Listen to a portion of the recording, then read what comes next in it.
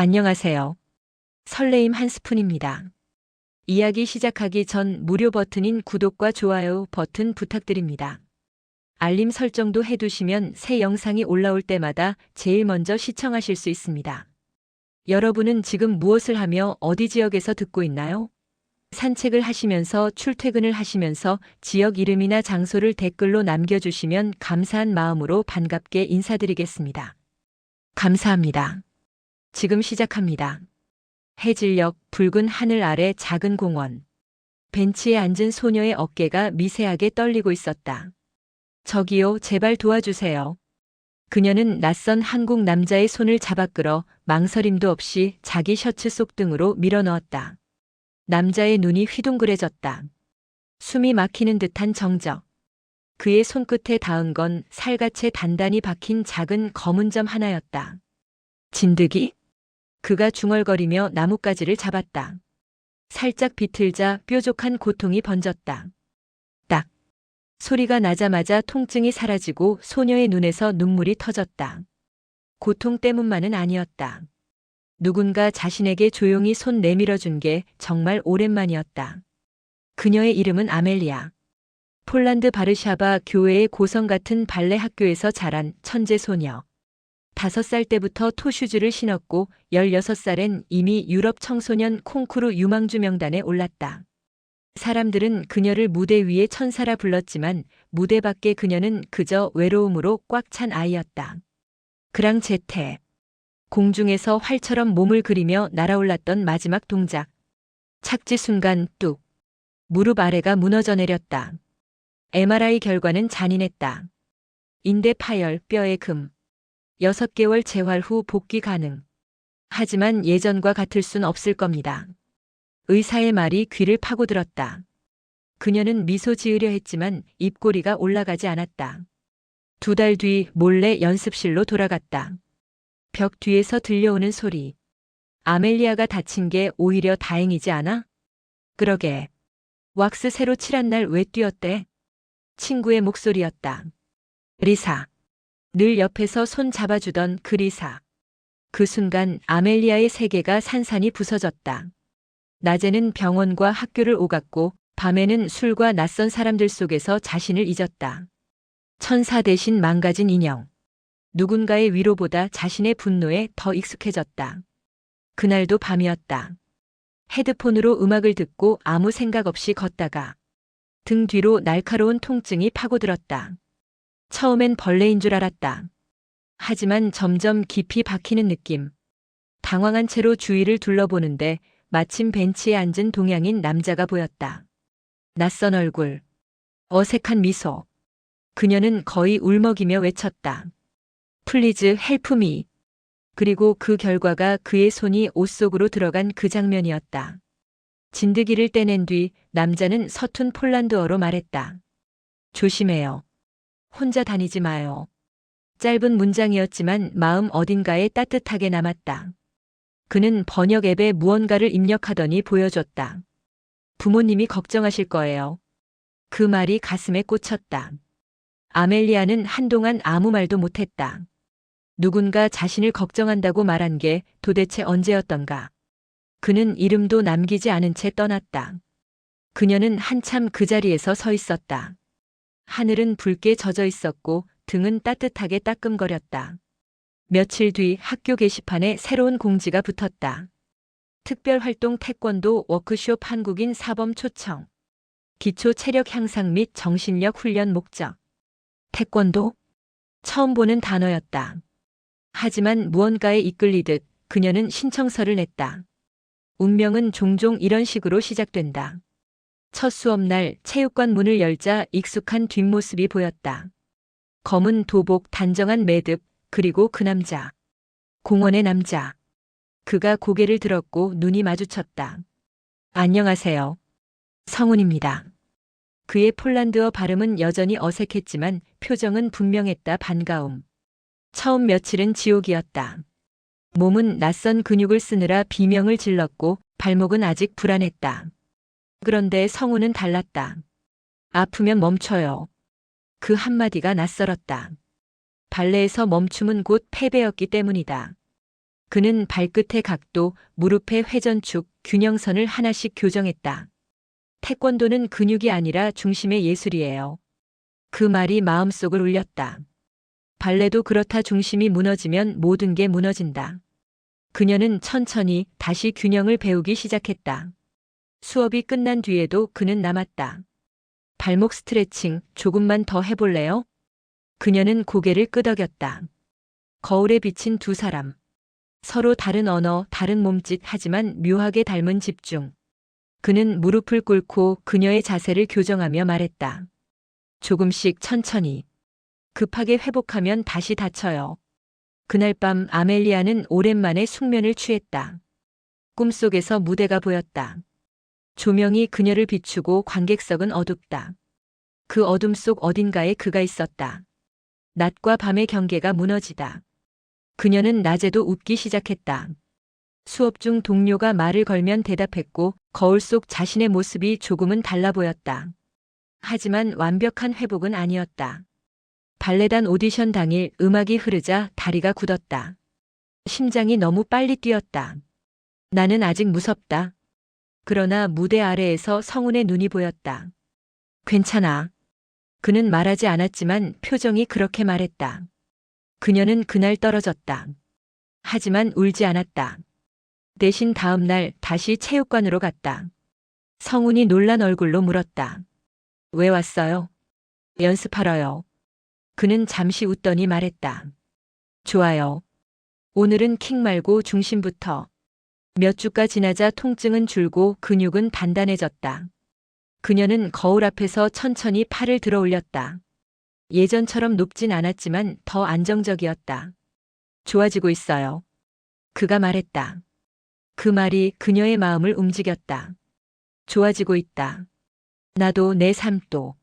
수업이 끝난 날 그는 종이 한 장을 내밀었다. 궁금한 거 있으면 연락해요. 짧은 숫자 몇 개. 하지만 그녀의 손이 떨렸다. 그는 아무 말 없이 떠났고 그녀는 그 종이를 꼭 쥐었다.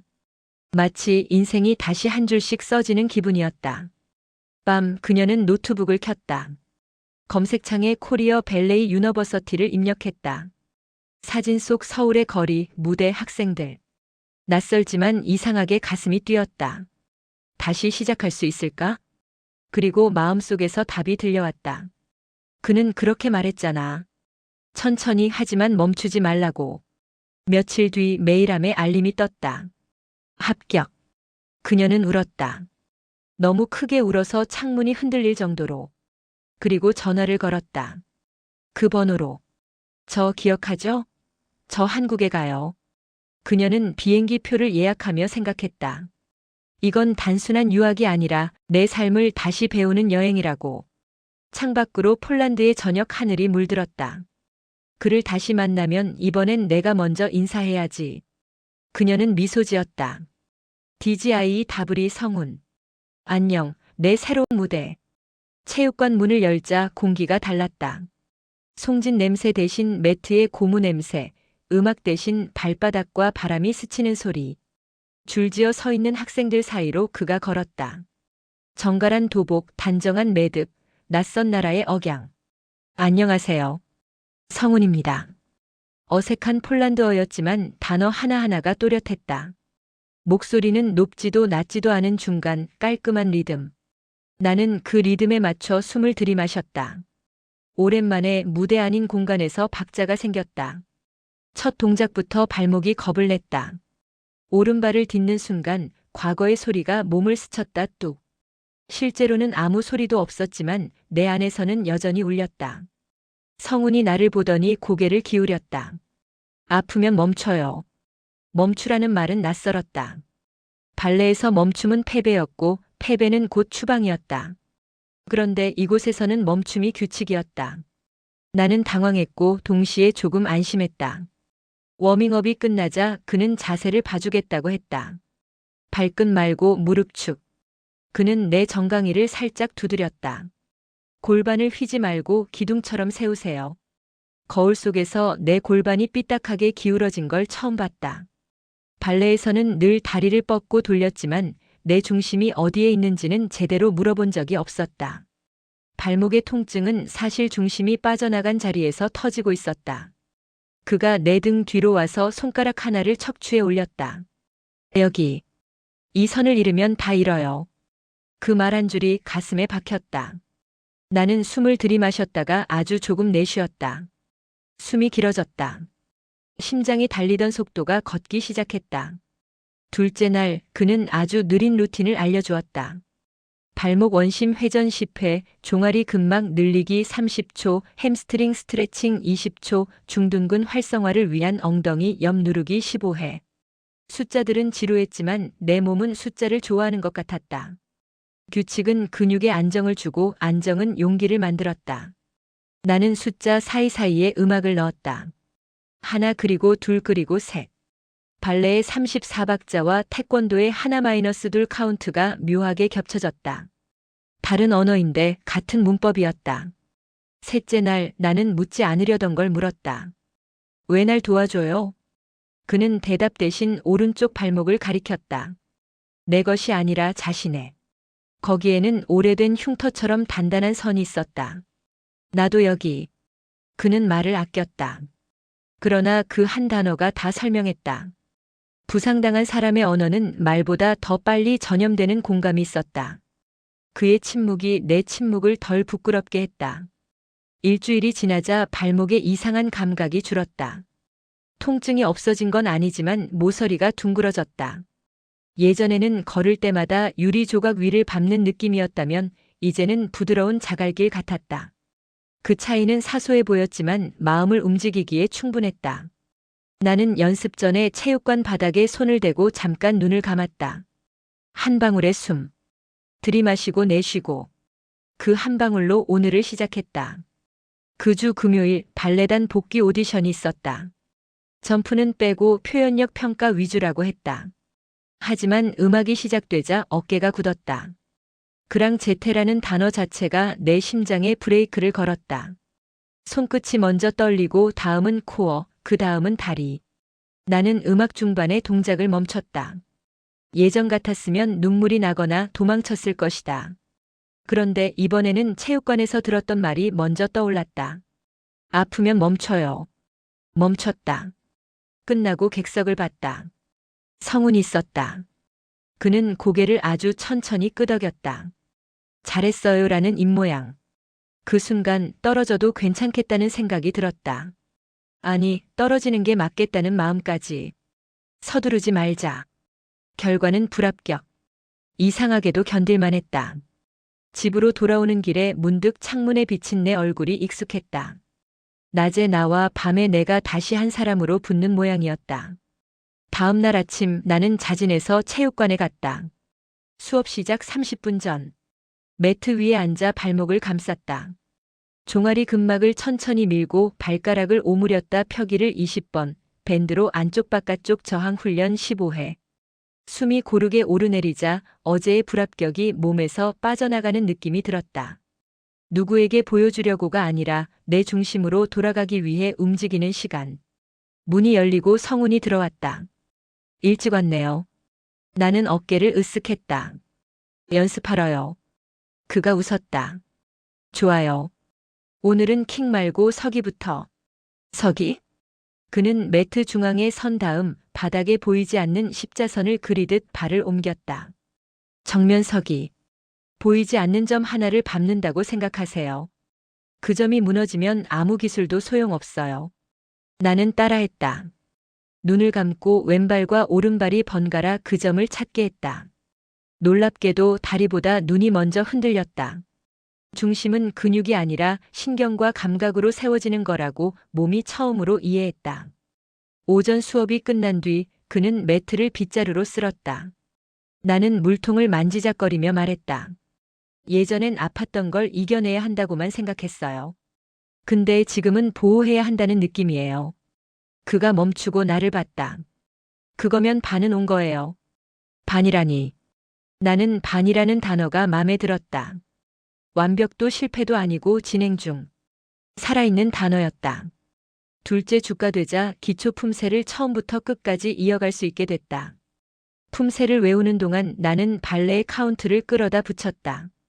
하나-둘 사이에 n을 넣고 팔꿈치 각도에는 에페망의 부드러움을 살짝 끼웠다.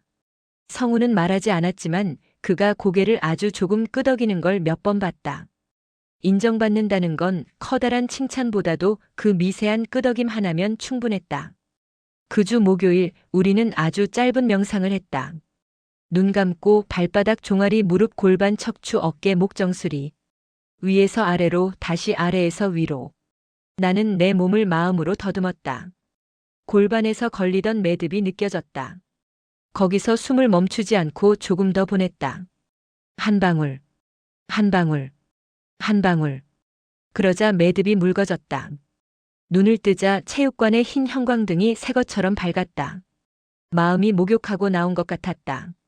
마지막 주 그는 장난처럼 말했다. 이제 발레도 조금씩. 나는 웃었다. 조금씩.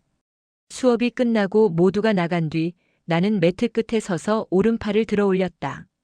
팔은 상체보다 먼저 하늘을 기억했다. 무릎을 살짝 굽혔다 펴며 복부에 힘을 모았다. 발목이 흔들리지 않았다. 그 사실 하나로 가슴이 쿵 하고 울렸다. 돌아갈 수 있겠구나가 아니라 여기서 다시 만들 수 있겠구나. 돌아감이 아니라 창조. 그날 성훈이 종이 한 장을 건넸다. 궁금한 거 있으면 연락해요. 나는 종이를 받아들고 고개를 숙였다. 종이의 모서리가 따뜻하게 느껴졌다. 고마워요. 그는 어깨를 으쓱했다. 폴란드어로 더듬더듬 말했다. 괜찮아요. 천천히, 천천히.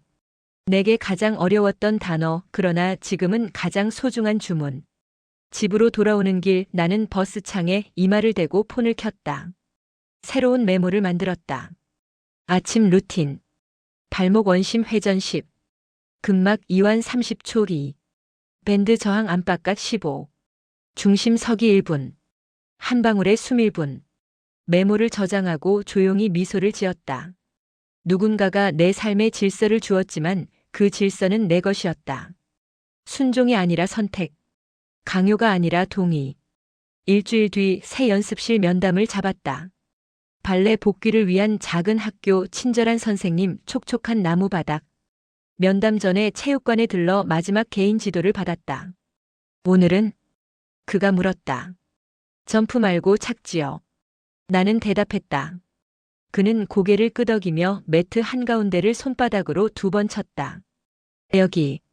당신의 땅. 내 땅. 나는 그 말을 가슴속에 적었다. 연습실 문을 열었다. 구석에 앉아있던 누군가 일어섰다. 나는 숨을 들이마셨다. 한 방울. 그리고 내쉬었다. 한 방울. 몸의 균형이 먼저 잡혔다. 준비됐나요? 새 선생님이 미소 지었다. 네. 내 목소리는 생각보다 단단했다. 그날 밤 침대에 누워 천장을 보다가 문득 휴대폰을 들었다. 숫자 몇 개를 눌렀다. 벨소리가 2번 울리고 익숙한 목소리가 들렸다. 여보세요. 나는 잠깐 침묵했다. 괜찮다. 한 방울의 숨. 덕분에 서는 법을 배웠어요. 그는 웃었다. 이제 걷는 법도. 그때 메시지 알림이 또 하나 떴다. 연습실에서 온 메일. 제목은 짧았다. 복귀 테스트 점프 포함. 나는 화면을 오래 바라봤다. 실은 두려웠다. 그러나 이번에는 다르다. 뛰는 법이 아니라 내 땅에 착지하는 법을 먼저 배웠으니까. 창문 밖으로 바람이 스쳤다. 나는 이불을 턱까지 끌어올렸다. 눈을 감고 척추의 선을 손가락 하나로 더듬었다. 그 선을 잃으면 다 잃는다고 했지. 그러니 잃지 않으면. 나는 잃지 않을 거다. 클리프행어. 복귀 테스트 당일 음악이 시작되고 나는 2번의 작은 점프를 무사히 넘겼다. 3번째 그랑제테의 서막.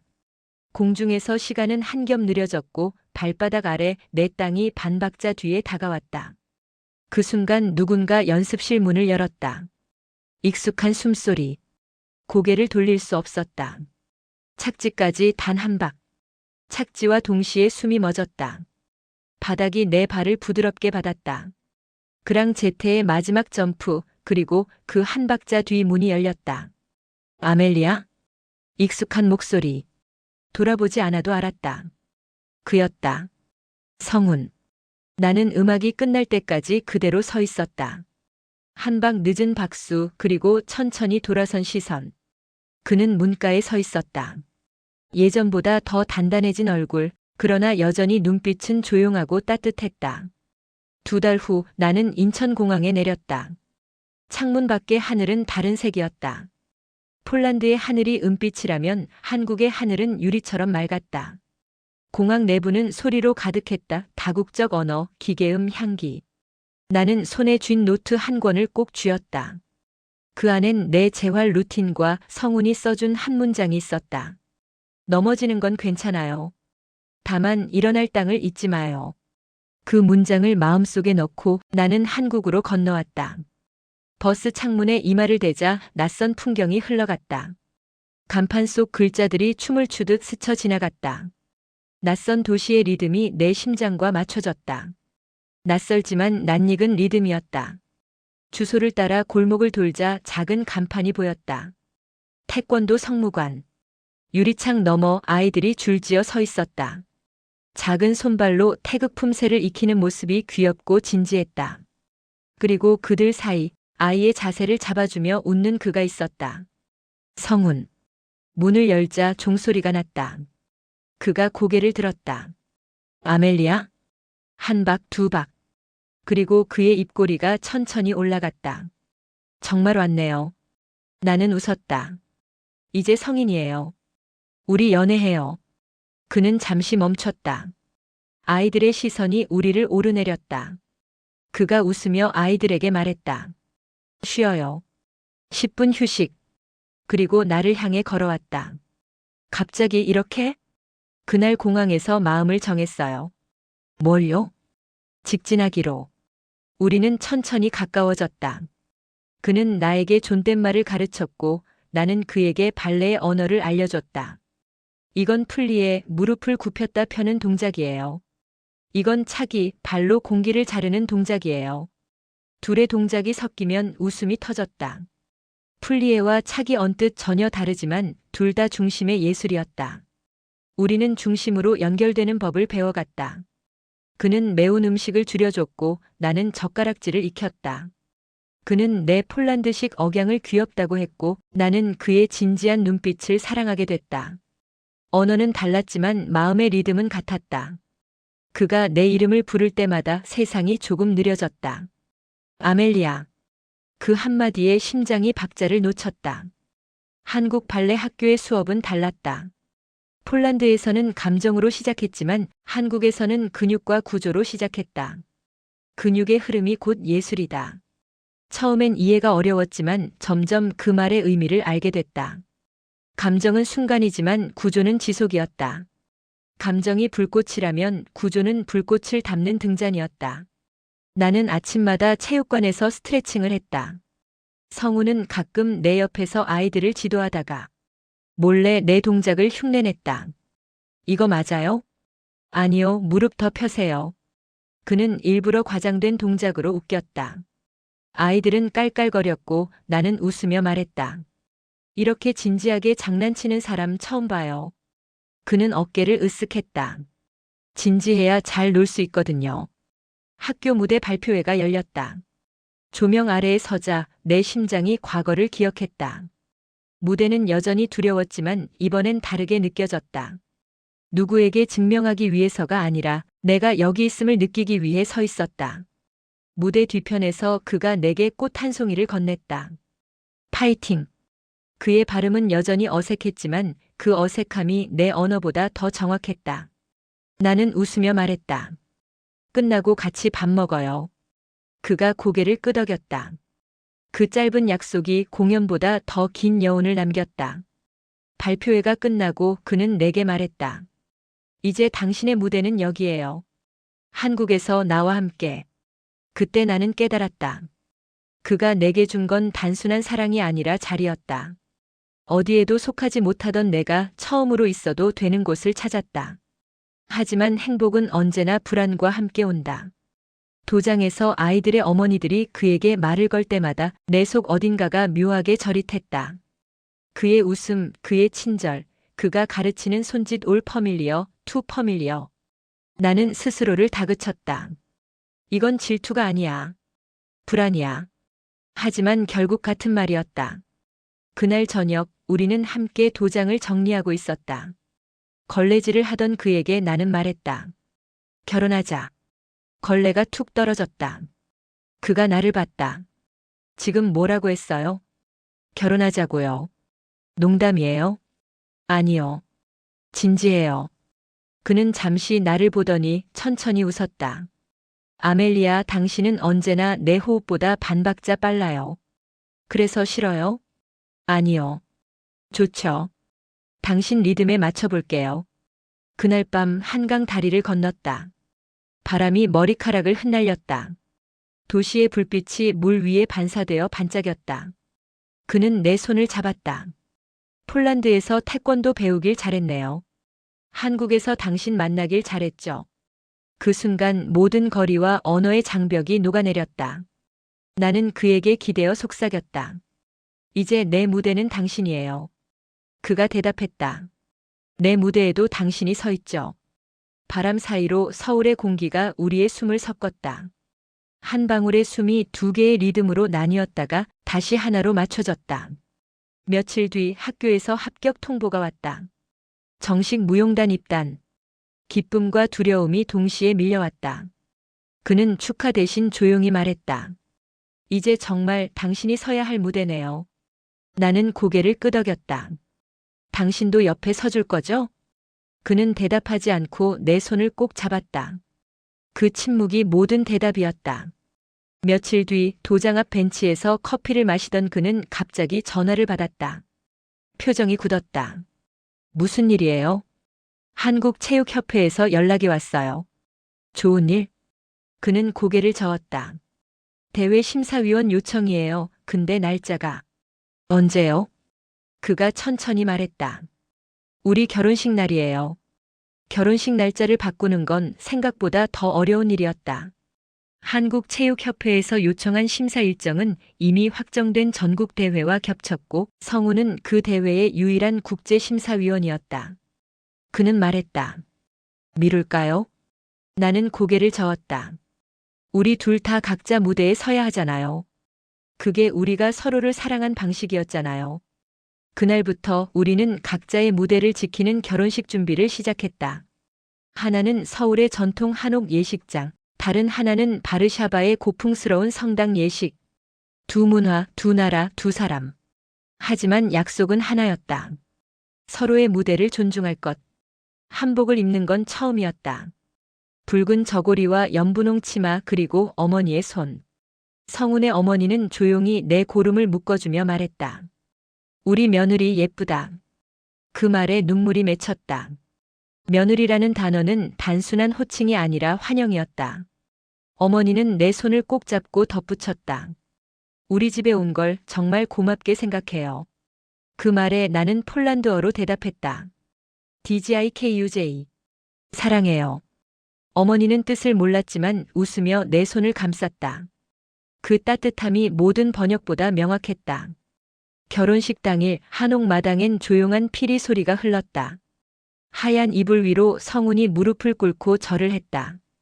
부모님 감사합니다. 그리고 나를 바라봤다. 아멜리아 감사합니다. 그의 목소리는 떨리고 있었지만 눈빛은 단단했다. 나는 눈을 감고 숨을 들이마셨다. 한 방울의 숨이 폐를 채우고 마음으로 번졌다. 이 사람의 곁이라면 어떤 무대라도 괜찮다. 한옥의 예식이 끝나자마자 우리는 비행기에 올랐다. 하늘 위에서 밤이 바뀌고 날짜가 넘어갔다. 눈을 뜨자 창문 너머로 낯선 도시의 스카이라인이 보였다. 바르샤바.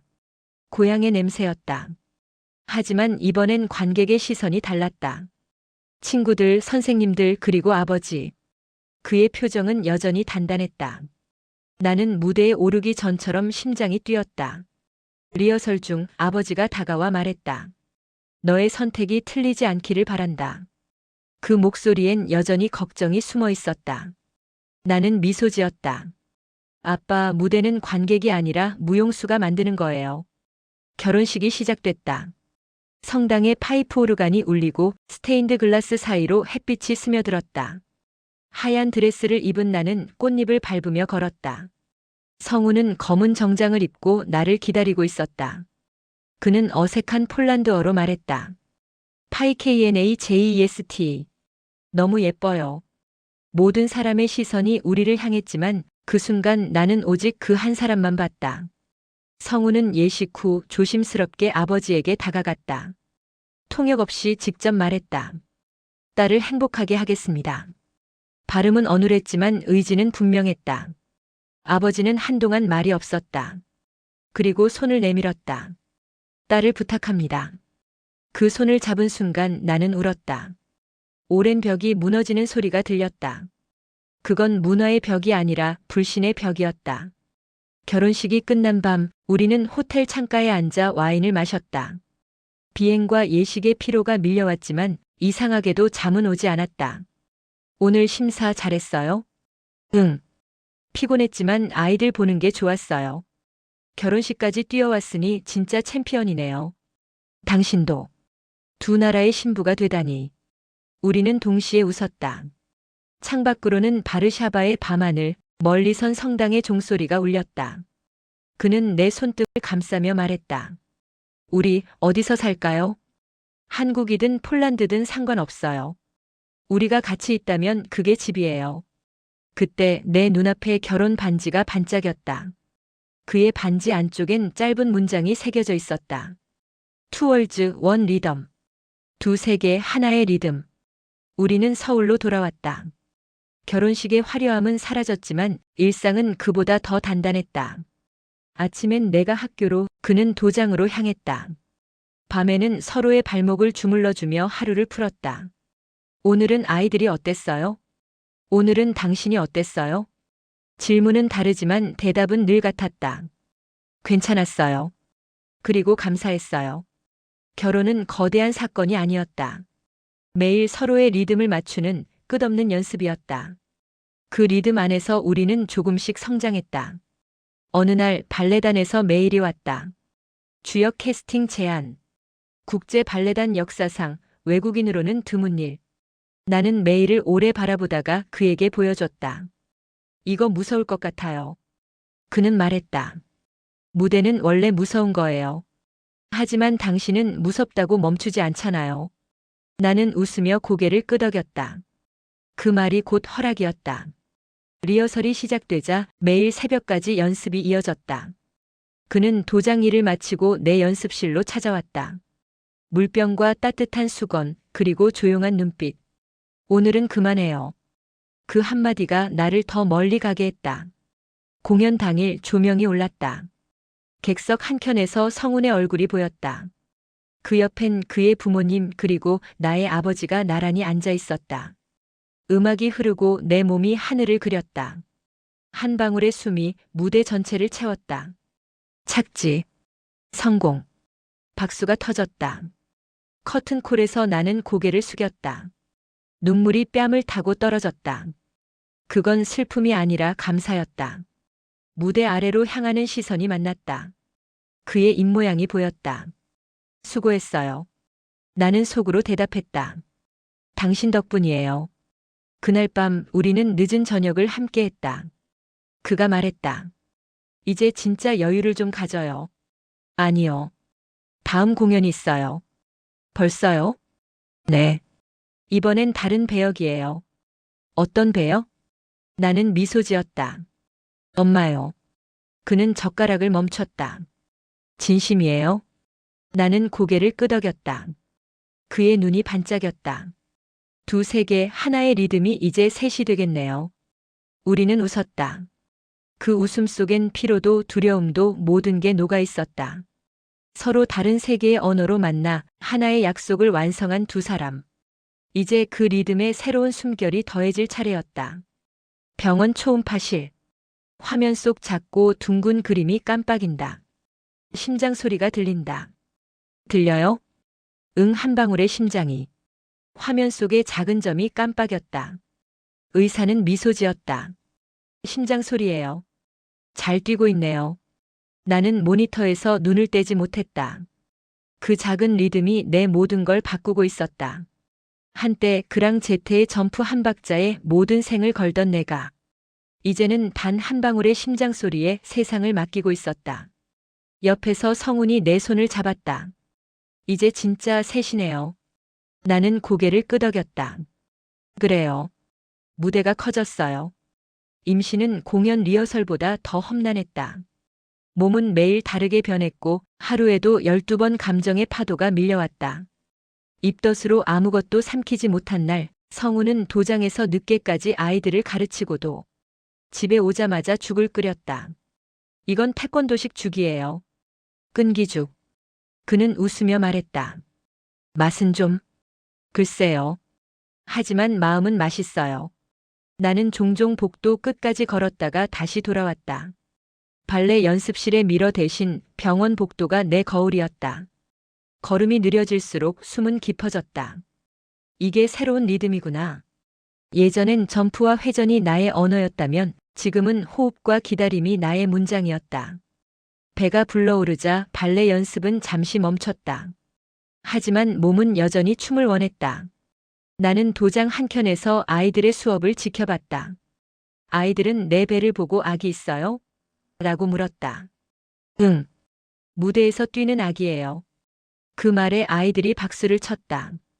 성우는 나를 보며 고개를 끄덕였다. 이제 당신도 스승이네요.